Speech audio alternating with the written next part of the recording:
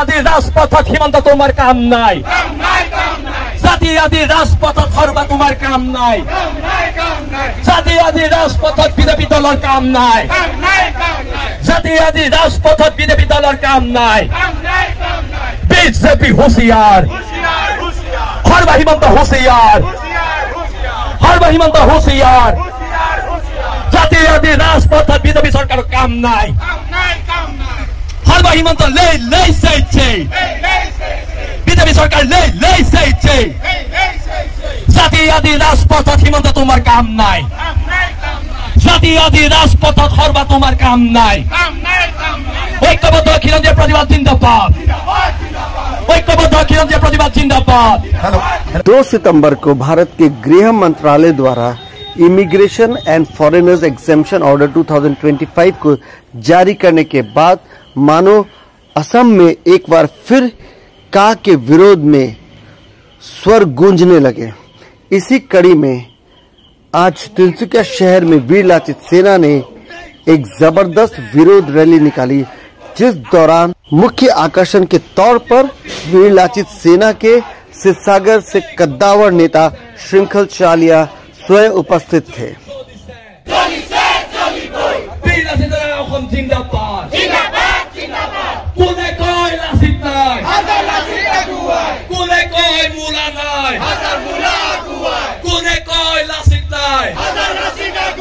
श्रृंखल चालिया ने कहा के संदर्भ में 2 टूक शब्दों में कहा कि अगर हमला होगा तो जवाब भी दिया जाएगा। उसने कहा कि केंद्र ने जबरदस्ती आसाम की जनता के ऊपर सिटीजनशिप अमेंडमेंट एक्ट थोप दिया है, जिसे किसी भी कीमत पे बर्दाश्त नहीं किया जाएगा।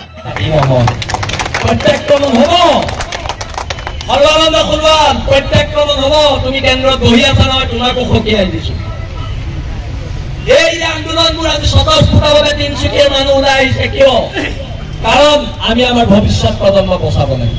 আৰু ইয়াৰ লগতে এইখন মঞ্চৰ পৰা আমি কওঁ, মৰাণ সকলে যিদৰে ঐক্যবদ্ধভাৱে আন্দোলন কৰি আছে, সকলো জনগোষ্ঠীক ঐক্যবদ্ধ হৈ এটা ছাতিৰ তলত আহিবলৈ অনুৰোধ জনাইছো। আৰু মৰাণ জাতিৰ জয় হওক, তাকে মই কামনা কৰিছো বীৰ লাচিত সেনা অসমৰ মজিয়া তৰফৰ পৰা। আৰু তিনচুকীয়াৰ আৰু এটা কথা কৈ যাওঁ, ইয়াত মাজে মাজে বহিৰাগত মানুহবিলাকে এখন হেৰি বুলি ভাবে, ইউপি বুলি ভাবে, এখন অসমৰ উৎপাত কৰিলে চবকে তিনচুকীয়া অনা অসমীয়া ব্যৱসায়ী মানুহ মই চবকে কৈ দিছো, এখন ইউপি নহয়, অসমৰ উৎপাত কৰি ঠেং ভাঙি দিয়া হ'ব। ঠেং অসমীয়া ল'ৰা গাঠাত দিলে একদম স্পষ্ট তহঁতক কৈ দিছো, বেছি হৈ যায় তহঁতৰ উৎপাত ইয়াত দেখি আছো। দুটামান পুলিচক পইচা খুৱাই ইয়াত মানুহ মাৰিবলৈ আহ, নচলিব এইবিলাক, ইয়াত আমি আছো। একদম ফকিয়াই দিছো দেই, সাৱধান থাকিবি তহঁতি যোনে যোনে শুনি আছো। খং নুঠাবি, আমাৰ খং উঠিলে দিগদাৰ আছে। আৰু তেন্তে কাৰ বাতিল হ'ব লাগিব? আৰু এটা কথা মই বিজেপি আৰু কংগ্ৰেছ দুইটা দলকে কৈ দিওঁ, বীৰ লাচিত সেনাৰ লিডাৰ হিমন্ত বিশ্ব শৰ্মাও নহয়, গৌৰৱ গগৈও নহয়। আমি বিজেপি কংগ্ৰেছৰ দালালি কৰিবলৈ অহা নাই। হিন্দু বাংলাদেশী খেলিব গ'লে ক'ব কংগ্ৰেছৰ পৰা পইচা ল'লে, মুছলমান বাংলাদেশী খেলিব ল'লে ক'ব বিজেপিৰ পৰা পইচা ল'লে। তহঁতৰ পইচা আমাক নালাগে। অসমৰ খিলঞ্জীয়া মানুহে গাঁঠি ধন দাঙি বীৰ লাচিত সেনা চলাই আছে আৰু ভৱিষ্যতলৈও চলাই যাব। আমিও ভিখাৰী নহয় নহয়, আমি অসমৰ খিলঞ্জীয়া ভূমিপুত্ৰ। ইয়াত যদি ইউপিৰ পৰা অহা মানুহ এটা কোটিপতি হ'ব পাৰে, ইয়াৰ ভূমিপুত্ৰ মানুহ এটাও কোটিপতি হ'ব পাৰিব। আৰু এইখিনিকে কথা দীঘলীয়া নকৰো, আৰু সকলোকে মই ধন্যবাদ জনাইছো, সকলোকে ধন্যবাদ জনাইছো। আজি তিনচুকীয়া হৈছে, কাইলৈ আজি শিৱসাগৰ সকলোতে হৈছে, কিন্তু হিমন্ত বিশ্ব শৰ্মা যোনদিনা দিছপুৰত হ'ব তেতিয়া আপোনালোকৰ অকণমান দিগদাৰ হ'ব। যেতিয়া দিছপুৰ যাম তেতিয়া কিন্তু দিগদাৰ হ'ব। তেতিয়া আপোনালোকে ইয়াৰ আগৰবাৰতকৈ ভয়ানক পৰিৱেশ পৰিস্থিতি হ'ব। আৰু এই যে সংগ্ৰামখন ঐক্যবদ্ধ হ'ব লাগিব, ঐক্যবদ্ধ হ'ব লাগিব। আজি মৰাণ জাতিয়ে যি ঐক্যবদ্ধতা দেখুৱাইছে, সেই ঐক্যবদ্ধতা প্ৰত্যেক জাতি জনগোষ্ঠীয়ে শিকা উচিত আছে, প্ৰয়োজন আছে। যদি নিজে বাচিবলৈ হয়। আনৰ ওপৰত নিৰ্ভৰশীল আমি সকলো ঐক্যবদ্ধ, সকলো খিলঞ্জীয়া মানুহ ঐক্যবদ্ধ হৈ এখন সংগ্ৰাম কৰিব লাগিব। পুনৰবাৰ এটা আমি ব্ৰত নিৰাত দিন আকাশ বতাহ গপাই যোৱাকে আমি ক'ব লাগিব, আছে হেংগাং লোৱা নাই, আছে হেংগাং লোৱা নাই, আছে হেংগাং লোৱা নাই।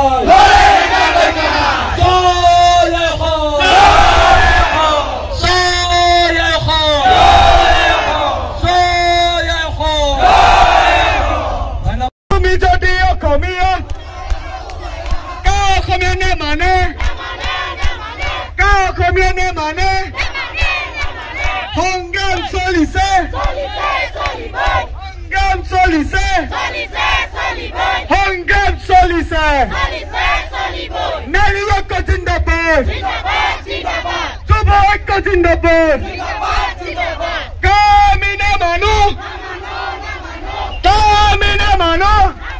कहा हम नहीं मानेंगे, नहीं मानेंगे, तुम अगर असम में हो तो बाहर निकल आओ जैसे स्लोगन दिसंबर 2019 में असम के अधिकांश अंचलों में गूंजने लगे थे।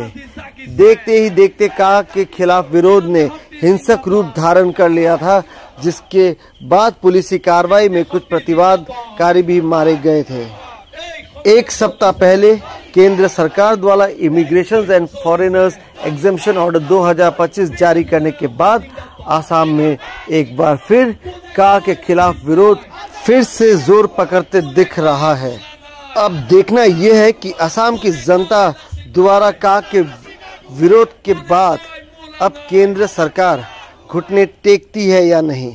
देखते रहिए मोजो न्यूज। मैं ऋषु कलंत्री।